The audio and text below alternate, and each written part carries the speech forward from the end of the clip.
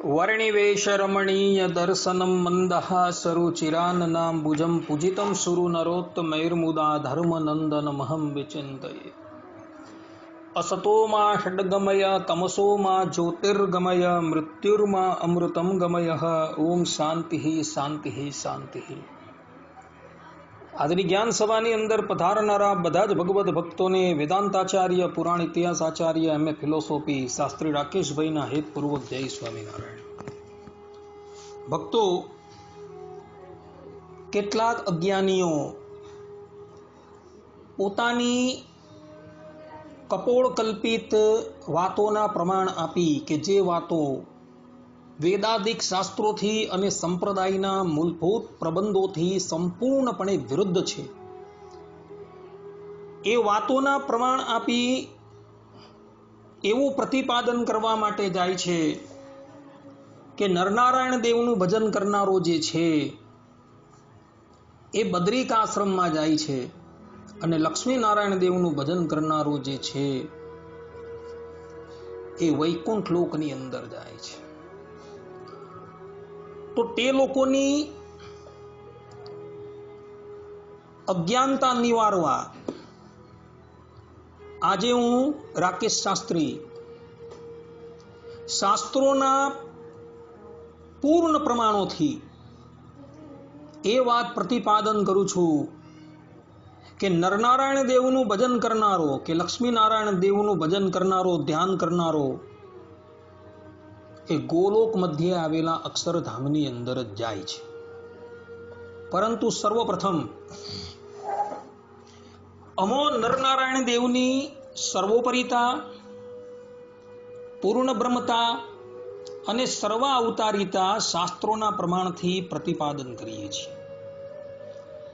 સર્વપ્રથમ નરનારાયણ દેવની સર્વોપરિતા હું પ્રતિપાદન કરું છું। સર્વોપરી એટલે શું? पहली बात तो शास्त्रों अंदर सर्वनो अर्थ करेलो छे बधा। बधा एटले कोण? तो जीव, ईश्वर, माया अने ब्रह्म। आ चारेयना जे उपरी होय, एना नियंता होय, एवा ए परब्रह्म ने सर्वोपरि कहेवामां आवे छे। उपरीनो अर्थ थाय छे नियंता। जे व्यक्तिए कोष जोवो होय, व्याकरण कोष, ए जोई सके छे। एनी अंदर उपरीनो अर्थ करेलो छे नियंता।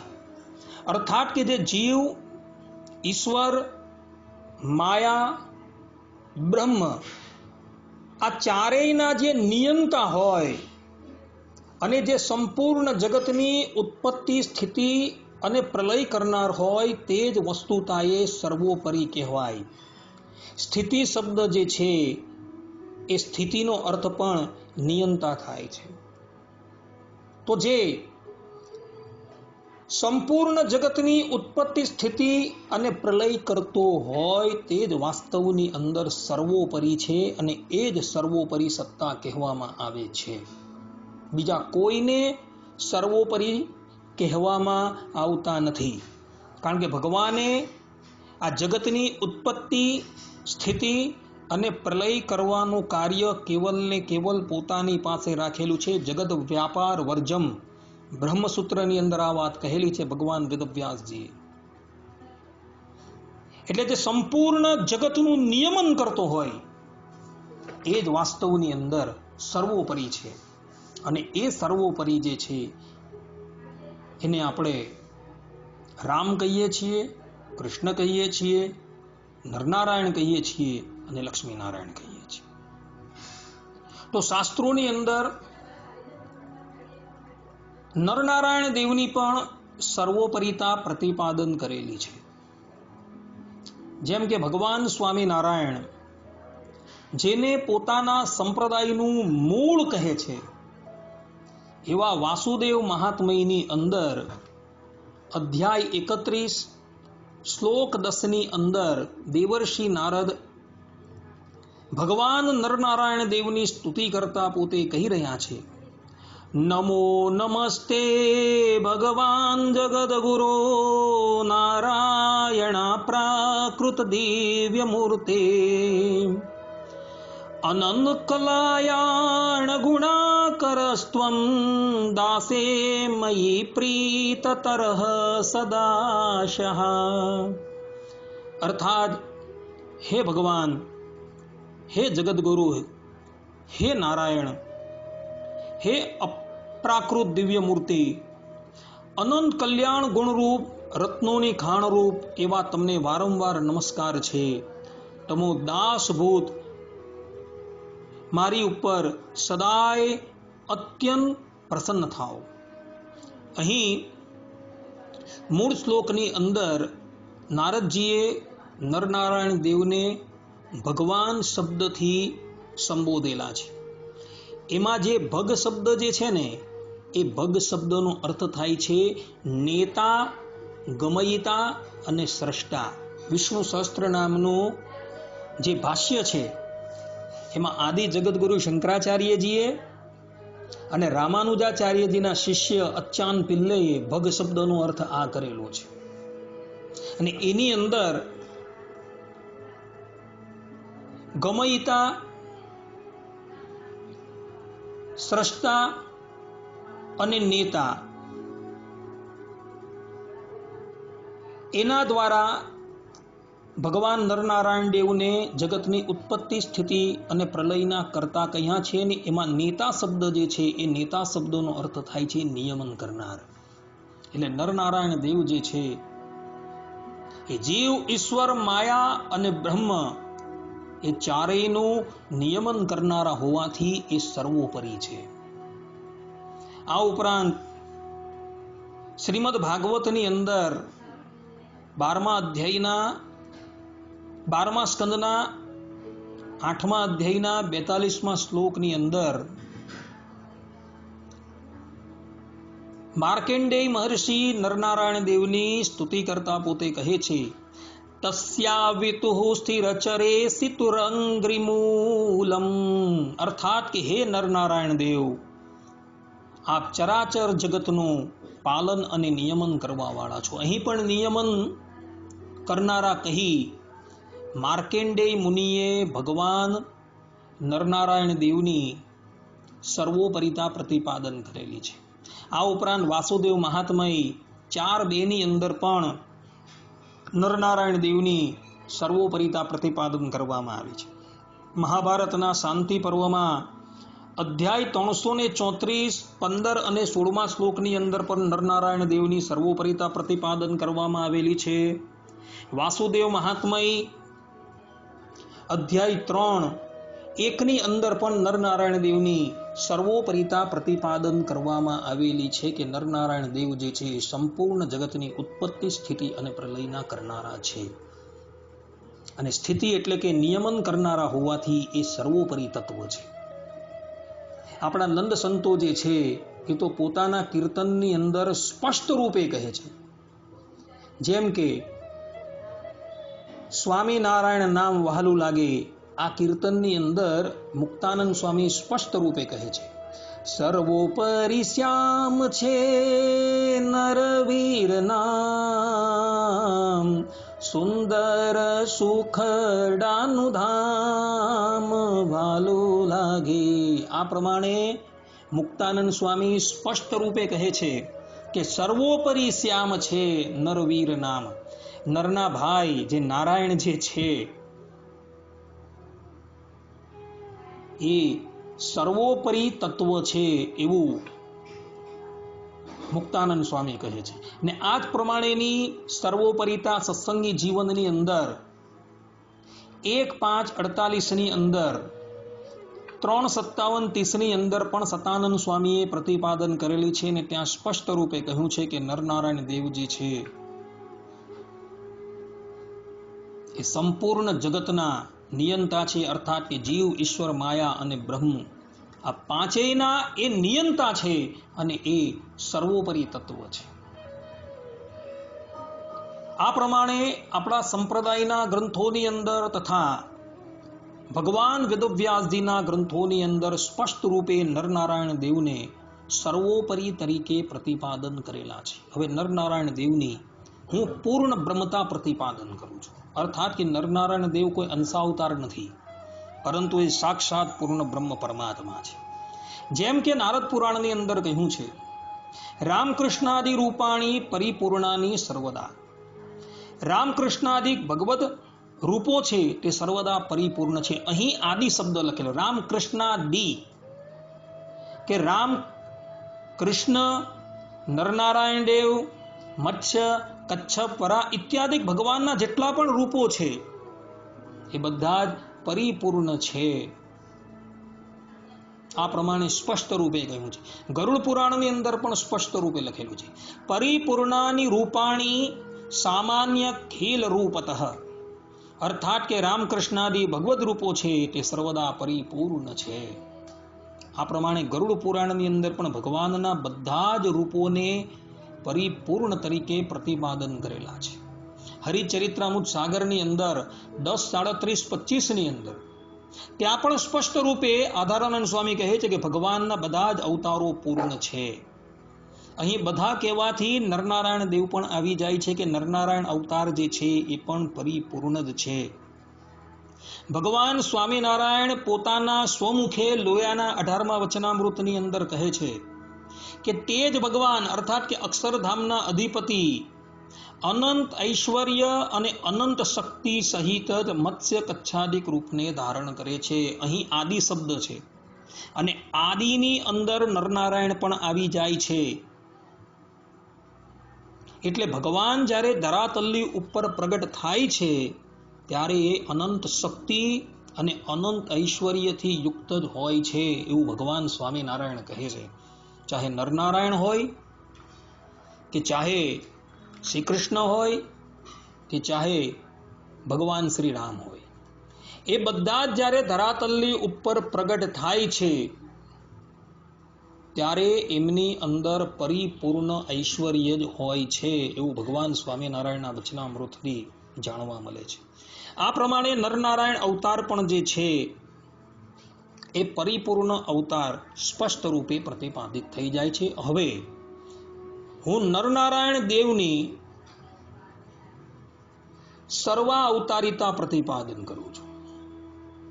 જેમ કે શ્રીમદ ભાગવતના દ્વાદશ સ્કંદના 8મા અધ્યાયના 41મા શ્લોકની અંદર માર્કેન્ડેય મુનિ ભગવાન નરનારાયણ દેવની સર્વ અવતારિતા તરીકે સ્તુતિ કરતા પોતે કહે છે, મૂર્તિમ ઇમે ભગવતો ભગવં સ્ત્રીલોક્યઃ ક્ષેમાય તાપ વિરમાય ચ મૃત્યુજિત્यै નાના બિભર્ત્ય વિતુમન્ય તનુર્યથેદમ સૃષ્ટ્વા પુનર્ગ્રસિત સર્વમિવોર્ણનાભિઃ. અર્થાત માર્કેન્ડેય ઋષિ પોતાની સન્મુખ પ્રગટ થયેલા નરનારાયણ દેવની સ્તુતિ કરતા બોલ્યા, હે પ્રભુ, આપે માત્ર વિશ્વની રક્ષા માટે મત્સ્ય, કૂર્મ વગેરે અવતારો લીધા છે.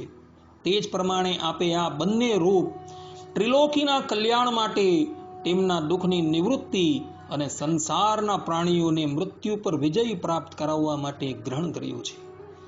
આપ રક્ષા તો કરો જ છો અને કરોડિયાની જેમ પોતાનામાંથી જ આ વિશ્વને પ્રગટ કરો છો અને પછી સ્વયં પોતામાં જ લીન પણ કરી દેવ છો. અહીં સ્પષ્ટ રૂપે લખેલું છે કે આપે માત્ર વિશ્વની રક્ષા માટે મત્સ્ય, કૂર્મ વગેરે અવતારો લીધા છે. માર્કેન્ડેય ઋષિ પોતાની સન્મુખ ઉપસ્થિત થયેલા નરનારાયણ દેવની આ પ્રમાણે સ્તુતિ કરે છે. શ્રીમદ ભાગવત ગ્રંથ જે છે ને એ વ્યાસ ભગવાનની અંતિમ કૃતિ છે અને ભગવાન સ્વામિનારાયણને આ ગ્રંથ જે છે એ અત્યંત પ્રિય છે અને પ્રિય હોવાથી પોતાના 8 અભીષ્ટ સટશાસ્ત્રની અંદર એને ત્રીજું સ્થાન આપેલું છે ભગવાન સ્વામિનારાયણે શિક્ષાપત્રીમાં. તો એની અંદર આ વાત લખેલી છે અને આ જ વાત વામન પુરાણની અંદર અધ્યાય 8 શ્લોક 48-52 પણ કહેલી છે. ને ત્યાં પ્રહલાદજી નરનારાયણ દેવની સર્વ અવતારના અવતારી તરીકે સ્તુતિ કરે છે કે ભૂતકાળની અંદર જે અવતારો થઈ ગયા ને ભવિષ્યની અંદર જે હવે અવતાર થવાના છે એ બધા જ અવતારના અવતારી કોણ છે? તો આ નરનારાયણ દેવ છે એમ કહે છે. હરિચરિત્રામૃત સાગરની અંદર 1:11-28 ની અંદર આધારાનંદ સ્વામી ભગવાન નરનારાયણ દેવના વચનનો અનુવાદ કરતા પોતે લખે છે, નરનારાયણ દેવ ધર્મદેવને કહે છે કે હે ધર્મદેવ, તમે એ નિશ્ચય માનો કે હું હરિ આવે નામે તમારો પુત્ર થઈશ. અર્થાત કે નરનારાયણ કહે છે કે હું જ પોતે અવતાર ધારણ કરીને તમારો પુત્ર થઈશ. ને આ વચનથી નરનારાયણ દેવની સર્વા અવતારિતા પ્રતિપાદન થઈ જાય છે. હરિચરિત્રામૃત સાગર 1:11-14 ની અંદર કહ્યું છે, ત્યાં નરનારાયણ દેવ કહે છે કે જ્યારે જ્યારે અમે અવતાર લીધો છે ત્યારે ત્યારે કોઈ નિમિત્ત લીધું જ છે. અહીં પણ નરનારાયણ દેવની સર્વ અવતારિતા પ્રતિપાદન થઈ જાય છે કે નરનારાયણ દેવ જે છે કોઈ અવર નથી, પરંતુ સાક્ષાત પરબ્રહ્મ પરમાત્મા છે. સત્સંગી જીવનની અંદર 1:9-39 ની અંદર પણ નરનારાયણ દેવની સતાનંદ સ્વામીએ સર્વ અવતારિતા પ્રતિપાદન કરેલી છે. ભક્ત ચિંતામણી પ્રકરણ 8 4-8 ચોપાઈની અંદર નરનારાયણ દેવ પોતાના સ્વમુખે કહે છે, તમે શોકમાં કરો લગાર, ઈચ્છા અમારે એવી હતી, અવનીએ લેવા અવતાર, મારી ઈચ્છા વિના એવી વાત, ન થયા માનજો મારા તાત, આવ્યા ઋષિને કરી જે રાવ, ત્યારનો મેં માંડ્યો છે ઉપાય, આવ્યા દુર્વાસા મારી ઈચ્છાએ, આવી ન પામ્યા સન્માન, દીધો સાપ મેં ન વાર્યો તેને, બોલ્યા જેમ મેં બોલાવ્યા એને, જાણું નિમિત્ત વિના નિર્ધાર, કેમ લઈએ સહુ અવતાર, માટે ચિંતા કરશો માં કાંઈ. અહીં નરનારાયણ દેવ સ્પષ્ટ રૂપે કહે છે કે હું જ્યારે જ્યારે અવતાર ધારણ કરું છું ત્યારે કોઈક નિમિત્ત લઈને જ અવતાર ધારણ કરું છું. આ વચનથી સ્પષ્ટ રૂપે એવું પ્રતિપાદન થઈ જાય છે કે નરનારાયણ દેવ જે છે એ સર્વ અવતારી છે. કેમ કે ભક્ત ચિંતામણીની અંદર કેમ લઈએ સહુ અવતાર, જાણું નિમિત્ત વિના નિર્ધાર, કોઈ પણ નિમિત્ત વગર હું અવતાર ધારણ કરતો નથી ધરાતલ પર. એટલે ભક્ત ચિંતામણીની અંદર પણ નિષ્કુળાનંદ સ્વામીએ નરનારાયણ દેવની સર્વ અવતારિતા પ્રતિપાદન કરેલી છે.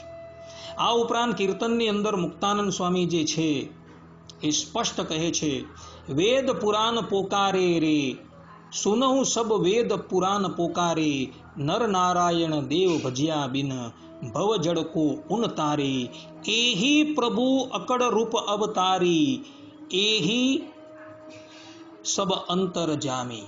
અહીં સ્પષ્ટ રૂપે કહ્યું છે કે નરનારાયણ દેવ ભજતા બિન, ભવજડ કો ઉન તારે, એહી પ્રભુ અકડ રૂપ અવતારી, એહી સબ અંતર જામી. મુક્તાનંદ સ્વામી પણ પોતે સ્પષ્ટ રૂપે એવું પ્રતિપાદન કરી દે છે કે નરનારાયણ દેવ જે છે એ કોઈ અવર નથી, પરંતુ એ સાક્ષાત સર્વ અવતારના અવતારી છે. આ પ્રમાણે શાસ્ત્રોના વચનથી એ વાત સ્પષ્ટ રૂપે પ્રતિપાદિત થઈ જાય છે કે નરનારાયણ દેવ જે છે એ સર્વોપરી તત્વ છે, પૂર્ણ બ્રહ્મ તત્વ છે અને સર્વ અવતારી છે.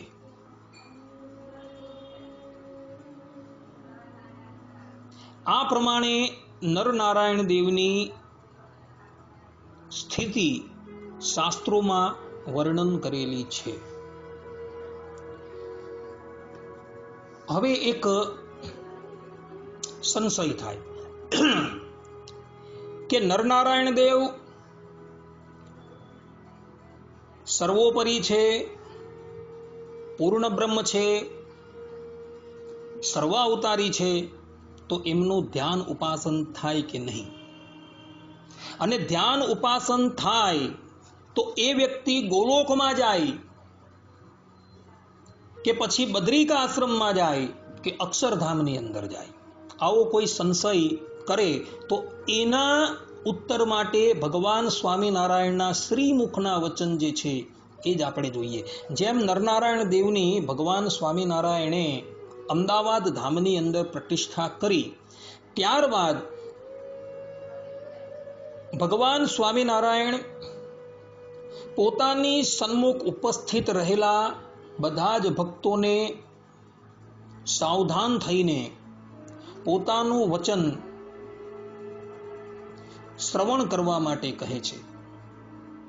ભગવાન સ્વામિનારાયણ કહે છે કે હે જનો, તમો સર્વો કોઈ આ મારું વચન સાવધાન મન રાખી સાંભળો, કેમ કે આ તમારા તમામનું હિત હું કહું છું.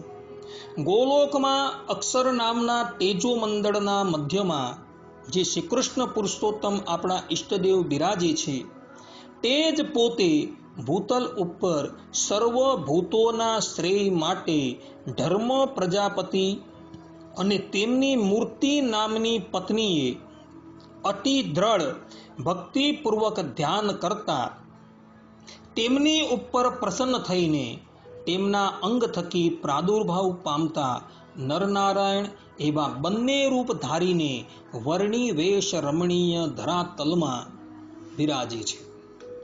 તે ધર્મમૂર્તિને વાંછિત વરદાનથી સંતોષ પમાડીને પછી નરોના નિઃશ્રેયસ માટે નરનારાયણ ભગવાન બદ્રી વનમાં પધાર્યા. કર્મોનું વિલંબ વિના ફળ આપનારા આ ભરતખંડમાં પોતાના ચરણના સમાશ્રયને પામેલા મનુષ્યના ભોગ મોક્ષની સિદ્ધિ માટે સ્વયં તપશ્ચર્યા આચરતા થકા અધ્યાપી બદ્રિકા આશ્રમમાં બિરાજે છે. હે જના, એ જ બદ્રીપતિ નારાયણ રૂપ ધારી રહેલા ગોલોકાક્ષર ધામવાસી શ્રી કૃષ્ણ પુરુષોત્તમ ભગવાન બ્રહ્માદિ દેવોએ પ્રાર્થના કરતા ભૂમિનો ભાર ઉતારવા યાદવ કુળમાં કૃપાથી આવિર્ભાવ પામ્યા અને નરનારાયણના સખા તે નર કુરુઓના વંશમાં અર્જુન નામથી પ્રગટ થયા. માટે જ તે અર્જુને યુક્ત આ યદુનંદન શ્રી કૃષ્ણ નરનારાયણ નામથી કહેવાય છે. તે આ નરનારાયણ પ્રતિમા રૂપ મેં હાલમાં આ મંદિરમાં પધરાવ્યા છે. એમને વિશે અનન્ય ભક્તિ કરવાથી સર્વજનોનો શ્રેય થશે, એમાં સંશય નથી. આ તો અર્ચામૂર્તિ છે એમ જાણીને તેમના થકી તેમનો ભેદ ન સમજવો, કેમ કે એ જ આમાં પોતાના રૂપથી બિરાજમાન છે. સત્સંગી જીવન ચતુર્થ પ્રકરણ 25મો અધ્યાય 82 થી 89મો શ્લોક. અહીં સ્પષ્ટ રૂપે ભગવાન સ્વામિનારાયણ પોતાના સ્વમુખે કહે છે કે જે ગોલોક મધ્યે આવેલા અક્ષરધામના અધિપતિ શ્રી કૃષ્ણ ભગવાન છે, એ જ આદિ સતયુગની અંદર ધર્મ ભક્તિ થકી પ્રગટ થયા હતા. અને એ જ નરનારાયણ દેવ જે છે એ યદુકુલની અંદર શ્રી કૃષ્ણ રૂપે અને કુરુકુલની અંદર અર્જુન રૂપે પ્રગટ થયા હતા. અને પછી ભગવાન સ્વામિનારાયણ સ્પષ્ટ રૂપે કહે છે કે તે આ નરનારાયણ મેં હાલમાં આ મંદિરમાં પધરાવ્યા છે, એમને વિશે અનન્ય ભક્તિ કરવાથી સર્વજનોનો શ્રેય થશે, એમાં સંશય નથી. અહીં સ્પષ્ટ રૂપે ભગવાન સ્વામિનારાયણ કહે છે કે એ નરનારાયણ દેવની ધ્યાન ઉપાસના કરવાથી એ જીવાત્માનું કલ્યાણ થશે. એટલે જે લોકો એવું કહે છે કે નરનારાયણ દેવનું ભજન કરવાથી આપણે બધા બદ્રિકા આશ્રમમાં જશું, આ વાત સંપૂર્ણપણે ભૂલ ભરેલી સિદ્ધ થઈ જાય. કારણ કે ભગવાન સ્વામિનારાયણ અહીં કહે છે કે એમનું ધ્યાન ભજન ઉપાસના કરવાથી જીવાત્મા જે છે એ ભગવત ધામની અંદર જશે. અને આ જ બાબતને નિષ્કુળાનંદ સ્વામી પરિપૂર્ણ ટેકો આપે છે. જેમ કે જેના એક એક પ્રકરણો ભગવાન સ્વામિનારાયણે વાંચેલા છે, એવી ભક્ત ચિંતામણીની અંદર 159માં પ્રકરણની અંદર જેમાં નિષ્કુળાનંદ સ્વામીએ ધામનું નિરૂપણ કરેલું છે, એની અંદર નિષ્કુળાનંદ સ્વામી સ્પષ્ટ રૂપે કહે છે કે એવા ગોલોક મધ્ય સુંદર રે શોભે રાધા કૃષ્ણનું મંદિર રે, તેનું અક્ષર બ્રહ્મ છે નામ રે, ગુણાતીત અચલ હરિધામ રે. આ પ્રમાણે કહે છે ચોપાઈ નંબર 35 થી 38 અને પછી નિષ્કુળાનંદ સ્વામી એ જ પ્રકરણની અંદર 80મી ચોપાઈની અંદર કહે છે નર નારાયણ આદિ અનંત રે, દિવ્ય રૂપે રહે ભગવંત રે, તેને આશ્રિત હોય જે જન રે, પામે ગોલોક તે સહો જન રે. નિષ્કુળાનંદ સ્વામી સ્પષ્ટ રૂપે કહે છે કે ગોલોક મધ્યે આવેલા અક્ષરધામની અંદર કોણ જાય? તો અહીં સ્પષ્ટ રૂપે કહ્યું છે કે નર નારાયણ આદિક જે ભગવાનના અનંત અવતાર છે, જે અવતારો દિવ્ય છે, એ ભગવાનના ચરણ કમળના જે આશ્રિત છે ને, એ જ આ ગોલોક મધ્યે આવેલા અક્ષરધામની અંદર જશે. અહીં સ્પષ્ટ રૂપે એવું પ્રતિપાદન કરેલું છે કે નરનારાયણ દેવના આશ્રિત હોય અને એમનું ભજન છે, સ્મરણ છે, એ કરનાર જે છે એ પણ સીધા ભગવત ધામ અર્થાત કે ગોલોક મધ્યે આવેલા અક્ષરધામની અંદર જ જવાના છે. આવું સ્પષ્ટ રૂપે કહેલું છે. એટલે જે લોકો એવું કહે છે કે નરનારાયણ દેવનું ભજન કરનારા જે છે એ બદ્રિકા આશ્રમની અંદર જાય છે, તેણે આ ભક્ત ચિંતામણી જે છે તેનું 159મું પ્રકરણ જે છે એ ખાસ વાંચવાની જરૂર છે. તથા સત્સંગી જીવન ચતુર્થ પ્રકરણ 25મો અધ્યાય જે છે એ પણ ખાસ વાંચવાની જરૂર છે. એટલે ભક્તો એવી બંડ કુભંડ વાતો જે છે, જે વાતો વેદાદિક શાસ્ત્રથી વિરુદ્ધ છે, સંપ્રદાયના મૂળભૂત પ્રબંધથી વિરુદ્ધ છે, એ વાતોને ક્યારેય પણ પ્રમાણ તરીકે ગ્રહણ કરતા નહીં. ભગવાન સ્વામિનારાયણે પોતાની ઉપસ્થિતિની અંદર જે ગ્રંથો રચાવેલા છે એ ગ્રંથોને જ માન્ય રાખજો. ને એ જ ગ્રંથોની અંદર સ્પષ્ટ રૂપે કહ્યું છે કે નરનારાયણ દેવનું ભજન કરનારો જે છે એ પણ ભગવત ધામની અંદર જ જાય છે. ભક્તો, પુરુષોત્તમ નારાયણ જે છે ને, એ જેટલું વેદનું રહસ્ય જાણે છે એટલું સંસારની અંદર નથી ગોપાળાનંદ સ્વામી જાણતા, નથી રામાનુજાચાર્યજી જાણતા, કે નથી વલ્ભાચાર્યજી જાણતા, કે નથી મુક્તાનંદ સ્વામી, કે નથી ગુણાતીતાનંદ સ્વામી જાણતા. કારણ કે એ જ ગીતાકાર પોતે પોતાના સ્વમુખે ગીતાની અંદર કહે છે વેદ વિદેવ ચા અહમ, કે વેદનું રહસ્ય કેવલ હું જ જાણું છું. અને એ જ પુરુષોત્તમ નારાયણ ધરાતલની ઉપર સ્વામિનારાયણ નામથી પ્રગટ થયા છે ને એ જ સ્વામિનારાયણ જે પુરુષોત્તમ નારાયણ છે એ પોતે કહે છે કે નરનારાયણ દેવનું ભજન કરનારા જે છે એ ગોલોક મધ્યે આવેલા અક્ષરધામની અંદર જાય છે. એટલે એ બોયલા એ અંતિમ પ્રમાણ કહેવાય. પછી બીજા ગમે એટલા બોલતા હોય એ માન્ય નહીં ગણાય. માટે ભક્તો, નરનારાયણ દેવનું ધ્યાન કરનાર, ઉપાસના કરનાર જે છે એ પણ અંતે ગોલોક મધ્યે આવેલા અક્ષરધામની અંદર જ જવાનો છે, બીજે કશે જવાનો નથી. આ જ પ્રમાણેની વાત જે છે એ લોકો લક્ષ્મીનારાયણ દેવ સંબંધની અંદર પણ કહેતા ફરે છે કે લક્ષ્મીનારાયણ દેવનું ધ્યાન કરનારો વ્યક્તિ જે છે એ વૈકુંઠ ધામની અંદર જાય છે. પરંતુ એ લોકોની આ વાત જે છે એ પણ સંપૂર્ણપણે અસત્ય છે.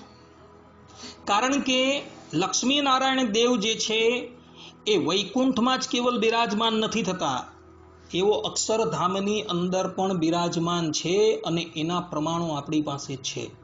જેમ કે સત્સંગી જીવનની અંદર પ્રથમ પ્રકરણ 14મો અધ્યાય 58મા શ્લોકની અંદર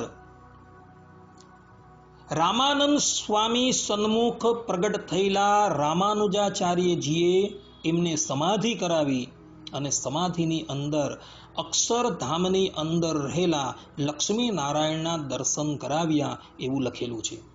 જેમ કે મૂળ શ્લોક છે, દદર્શ બ્રહ્મ તેજસ્થમ લક્ષ્મી નારાયણમ હૃદય. આ પ્રમાણે મૂળ શ્લોક છે અને એની ટીકાની અંદર સદગુરુ સુકાનંદ સ્વામી સ્પષ્ટ રૂપે કહે છે કે બ્રહ્મ તેજસ્થમ તેજોમયા અક્ષરધામાની સાક્ષાત વિરાજમાનમ. અર્થાત કે અહીં મૂળની અંદર બ્રહ્મ તેજસ્થમ શબ્દ લખેલો છે, તેનો અર્થ એમણે કરેલો છે તેજોમય અક્ષરધામ. અર્થાત કે તેજોમય અક્ષરધામની અંદર રામાનુજાચાર્યજીએ રામાનંદ સ્વામીને લક્ષ્મી નારાયણ દેવના દર્શન કરાવ્યા. હવે વિચાર કરો કે જે અક્ષરધામની અંદર લક્ષ્મી નારાયણ બિરાજમાન છે, તો તેમનું ભજન કરનારો જે છે એ વૈકુંઠ ધામને કેવી રીતના પામે? અર્થાત કે લક્ષ્મી નારાયણ દેવનું ભજન કરનારો જે છે તે પણ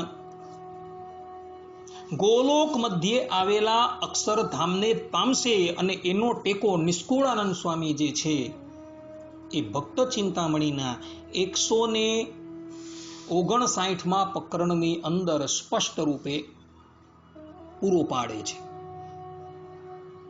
નિષ્કુળાનંદ સ્વામી કહે છે, નર નારાયણાદિ અનંત રે દિવ્ય રૂપે રહે ભગવંત રે, તેને આશ્રિત હોય જે જન રે, પામે ગોલોક તે સહુ જન રે. અહીં સ્પષ્ટ રૂપે કહેલું છે. એટલે લક્ષ્મી નારાયણ દેવનું ભજન કરનારા જે છે એ પણ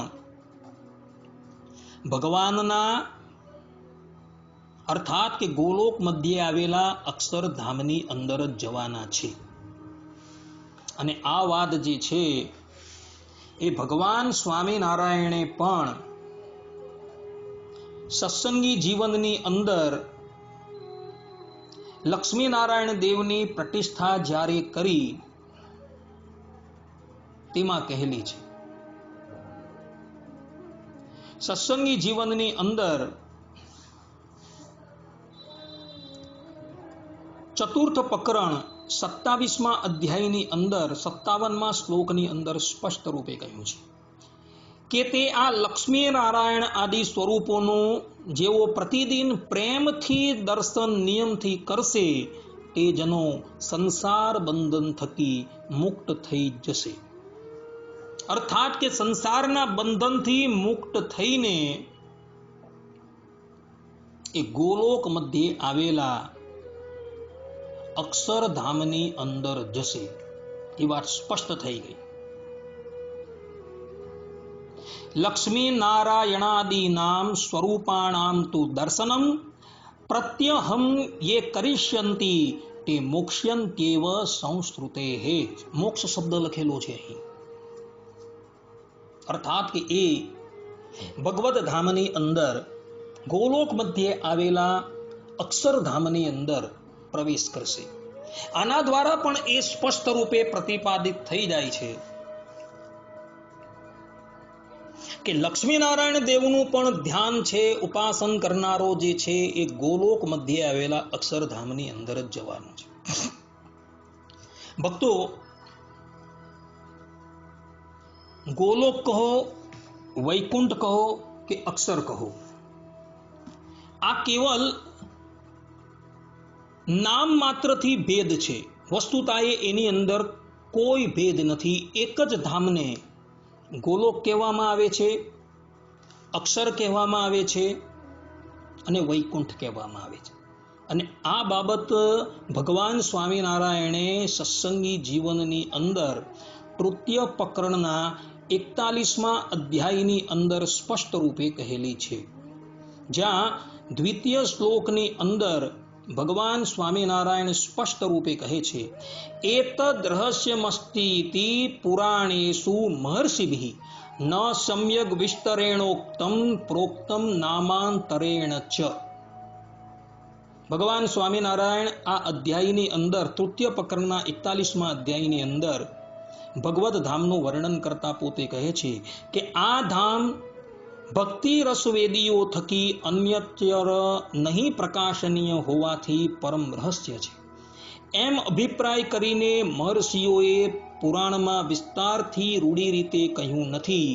ક્વચિત વૈકુંઠ ગોલોક આદિક પર્યાય નામોથી સંગ્રહમાં કહ્યું છે. અહીં નામાંતરેણ મૂળમાં શબ્દ જે છે તેનો અર્થ કરતા સુકાનંદ સ્વામી પોતે કહે છે કે આ જ ધામને શાસ્ત્રોની અંદર વૈકુંઠ, ગોલોક, અક્ષર ઇત્યાદિક નામથી સંબોધેલું છે. એટલે ભગવાનનું એક જ ધામ જે છે એ એક જ ધામને ગોલોક તરીકે, વૈકુંઠ તરીકે અને અક્ષર તરીકે સંબોધેલું છે.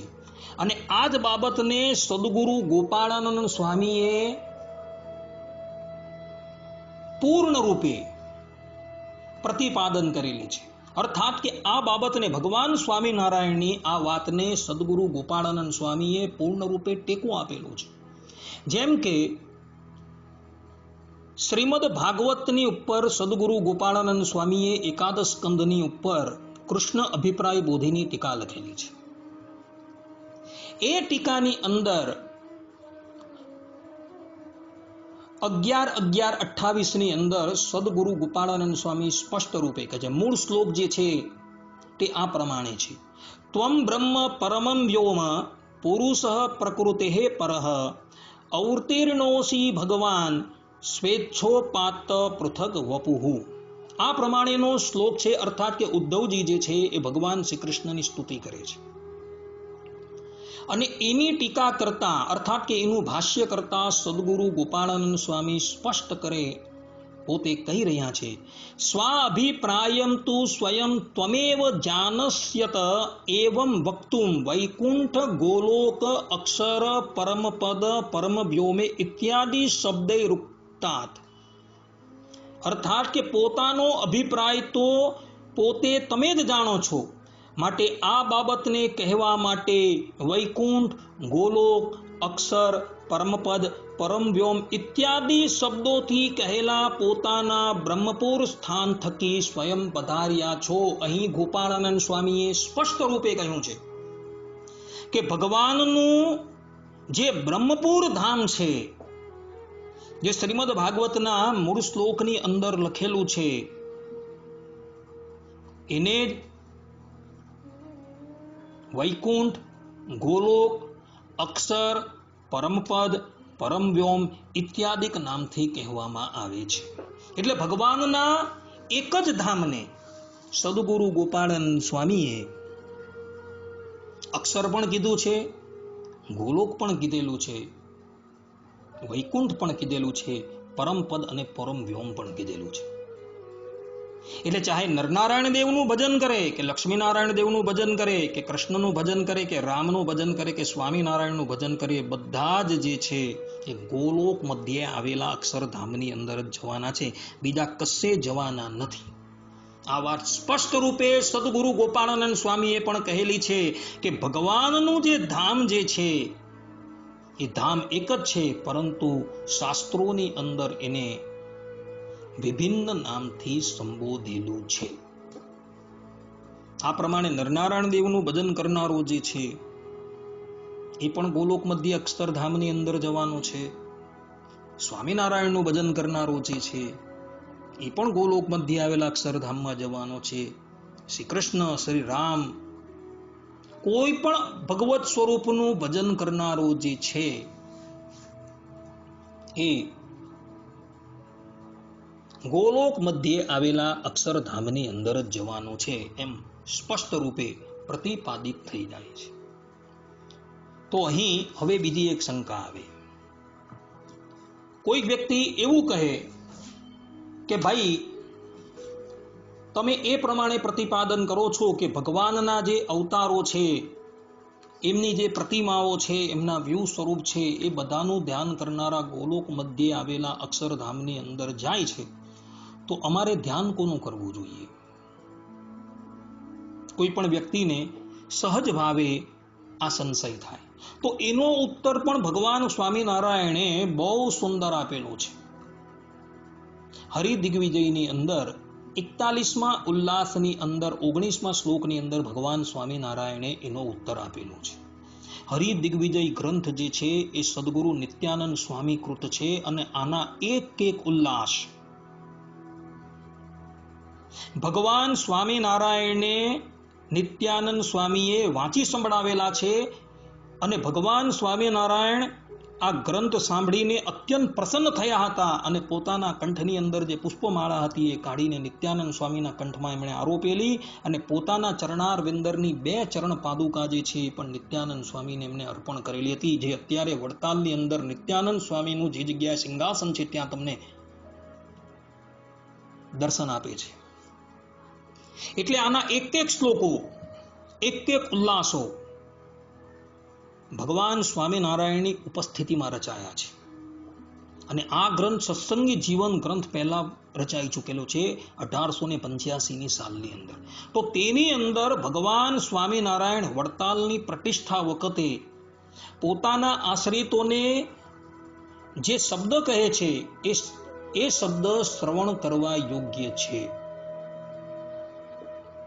ભગવાન સ્વામિનારાયણ સ્પષ્ટ રૂપે કહે છે,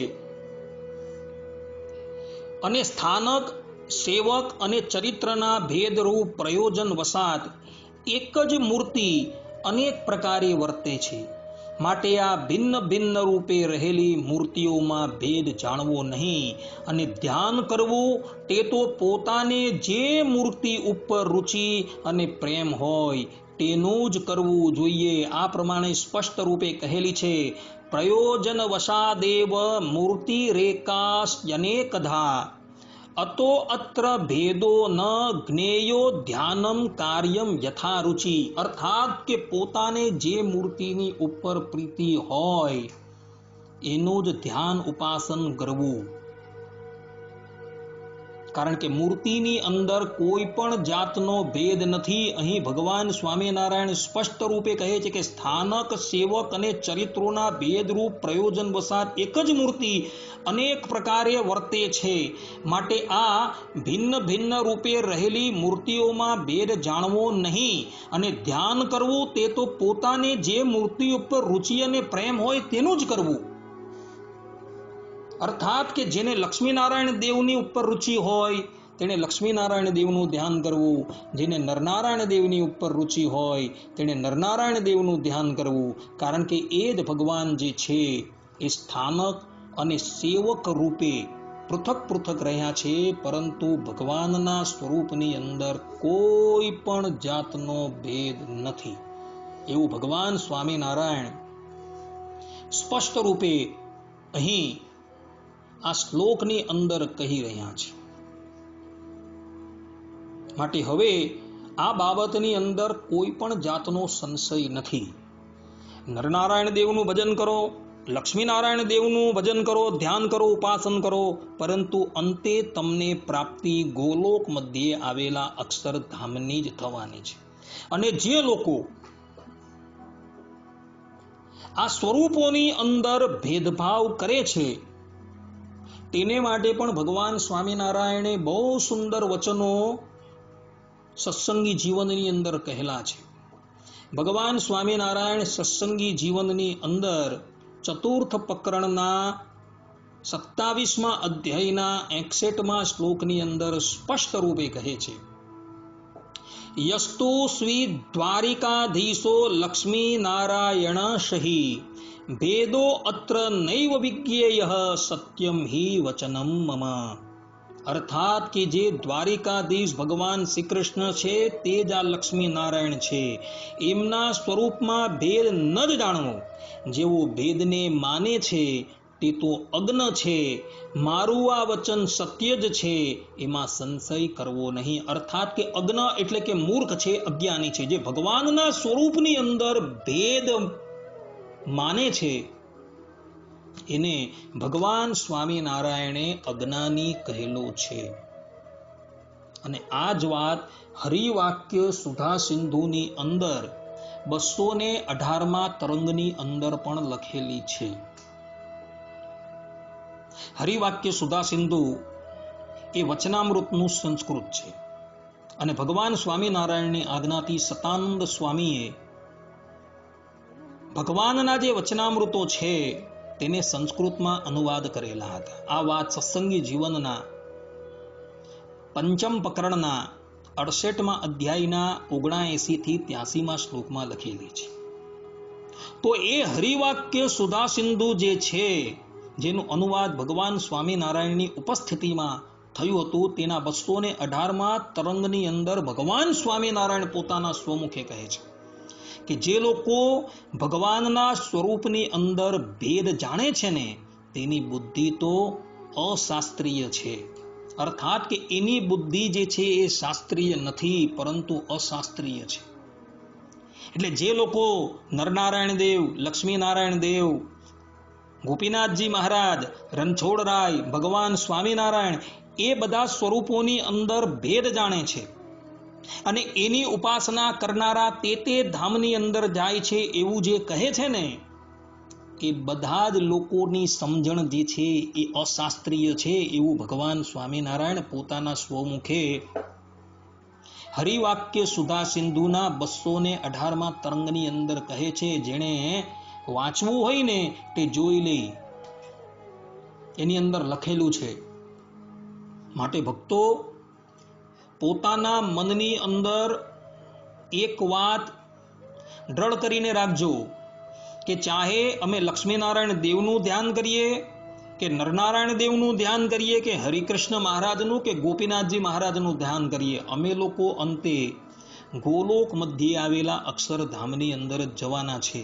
કારણ કે ભગવાન સ્વામિનારાયણ હરિદિગ્વિજયની અંદર 41મા ઉલ્લાસના 19મા શ્લોકની અંદર સ્પષ્ટ રૂપે કહે છે કે પોતાની જે સ્વરૂપની ઉપર રુચિ હોય તેનું ધ્યાન કરવું. કારણ કે ભગવાનના સ્વરૂપની અંદર કોઈ પણ જાતનો ભેદ નથી. આ પ્રમાણે શાસ્ત્રોના વચનથી એ વાત સ્પષ્ટ રૂપે પ્રતિપાદિત થઈ જાય છે કે નરનારાયણ દેવનું ભજન કરનારો જે છે એ બદ્રિકા આશ્રમની અંદર જતો નથી, પરંતુ એ ભગવત ધામમાં જાય છે. અને લક્ષ્મીનારાયણ દેવનું ભજન કરનારો જે છે એ પણ ગોલોક મધ્યે આવેલા અક્ષરધામની અંદર જ જાય છે. આ બાબતમાં હવે કોઈ પણ જાતનો સંશય રહેતો નથી. માટે જે અજ્ઞાની મૂર્ખાઓ એવું જે કહેતા હતા કે નરનારાયણ દેવનું ભજન કરનારો બદ્રિકા આશ્રમમાં જાય છે, લક્ષ્મીનારાયણ દેવનું ભજન કરનારો વૈકુંઠમાં જાય છે, એ લોકોની સંપૂર્ણ શાસ્ત્ર સમજણ જે છે એ શાસ્ત્રો વિરુદ્ધ છે. માટે એ લોકોની કપોળ કલ્પિત વાતો જે છે એ તમે ક્યારેય પણ માનતા નહીં. આપણા સંપ્રદાયના મૂળભૂત ગ્રંથો છે સત્સંગી જીવન, ભક્ત ચિંતામણી, હરિવાક્ય સુધા સિંધુ, હરિદિગ્વિજય ઇત્યાદિ ગ્રંથો જે છે એને પ્રમાણ તરીકે પરિગ્રહ કરજો અને એ જ પ્રમાણે તમે ભગવાનની ઉપાસના કરજો, તો તમે નિશ્ચિંતપણે અંતકાળે ભગવાનના ધામની અંદર જશો. આટલું કહીને મારું આ પ્રવચન જે છે એ પૂર્ણ કરું છું. સર્વે સંતુ નિરામયઃ, સર્વે સુખીનો ભવન્તુ, સર્વે ભદ્રાણિ પશ્યન્તુ, મા કશ્ચિત દુઃખ ભાગ ભવેત. અસ્તુ. જય સ્વામિનારાયણ.